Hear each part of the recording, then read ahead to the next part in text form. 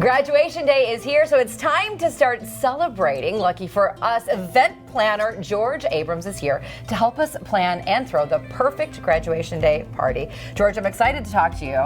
I graduated eons ago, and I'm assuming that trends have changed since then. So what are we seeing that's happening today in the world of party planning for graduation? Well, I think we've been seeing more and more graduations that are more for multiple graduates at one party. That can be a private party that different families throw together, and there's also been a lot more graduations that are planned by the schools. It's kind of a great way to do it because we can focus on the core group of people, split the costs, and have perhaps a more elaborate party, as well as not competing with one another for our parties. I know that for me personally, I just turned 50, that, I don't remember a lot of 8th grade graduation parties, and now it's amazing how many 8th grade graduation parties there are.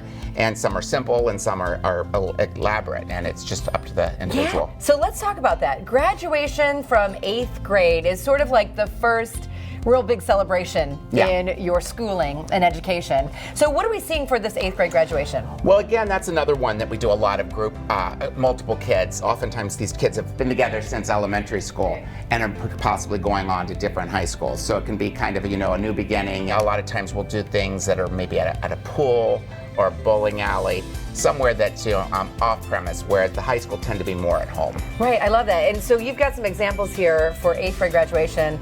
Kids are younger, they're still looking forward to bright futures, right. They still like candy, and so you've got these takeaways for the party? Yeah, we did boxes with the child's name on it, and that was something to take when you left.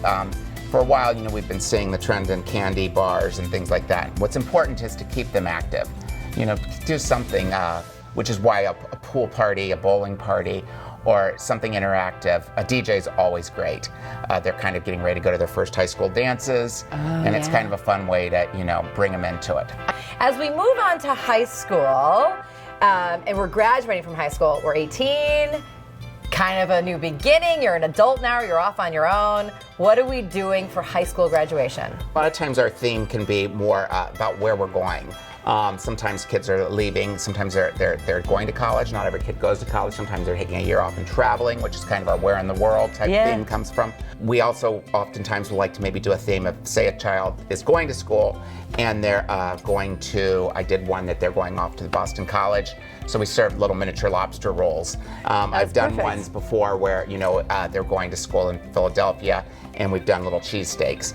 It's kind of fun to make that our theme, as well as if there's multiple kids, you might do a rivalry. Maybe two schools, maybe one's going to Michigan, one's going to Ohio State, one's going to University of Arizona, one's going to Arizona State. So that could be kind of a fun theme for decor. And I love this example that you have here. This is sort of attach a little wish for your graduate. Yeah. And this is great because they can bring this to college with them. Yeah. And this was something, we always try and do things that, particularly for the home party, stuff that we maybe have. We pulled some photographs off of this photo frame, added these tags, and now people can, write a little note, and then later on this can be put into a photo album or a scrapbook and kept forever. As we graduate college, now, is this a time to throw a party or just send the kids some money because you're done, you got to get a job? Well, I think every family's different. There are some families that this is maybe the first graduate you've ever had, and then that might be more of a family celebration, more something that's multi-generational and a big celebration.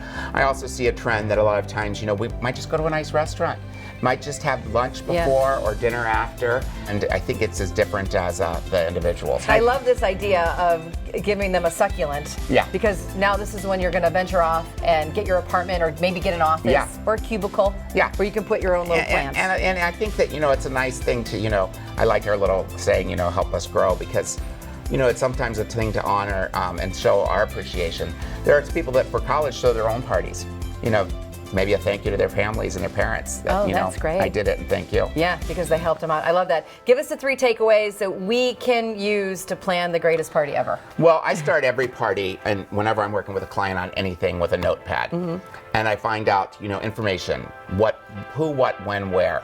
What did you participate in? What are their goals? Where are they going? Where have they been? So that kind of helps me with the theme.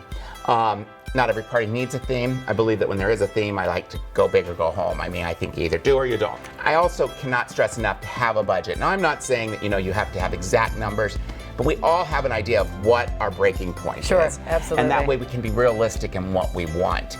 But the most important thing of any party is that the host and the guest of honor enjoy and relax. Because a happy host and a happy guest of honor makes for happy guests. George, great information. Thank you so much. Thanks, Jane. Absolutely. For more inspiration and ideas, just head to George's website.